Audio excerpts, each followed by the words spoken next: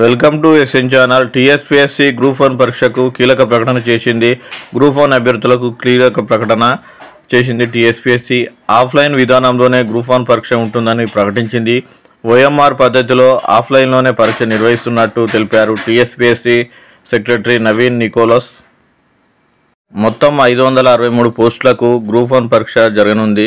ఫిబ్రవరి 23 నుంచి మార్చి 16 వరకు అభ్యర్థుల నుంచి దరఖాస్తులు స్వీకరించారు.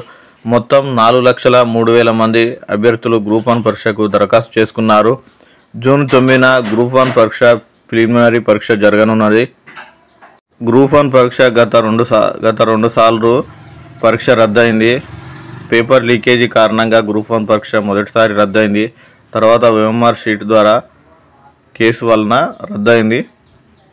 ఈసారి సజావుగా సాగేందుకు గ్రూప్ 1 పరీక్ష అధికారులు అన్ని ఏర్పాట్లు చేస్తున్నారు. మరిన్ని అప్డేట్ కోసం ఎస్ఎన్ ఛానల్ను సబ్స్క్రైబ్ చేయండి. Thank you.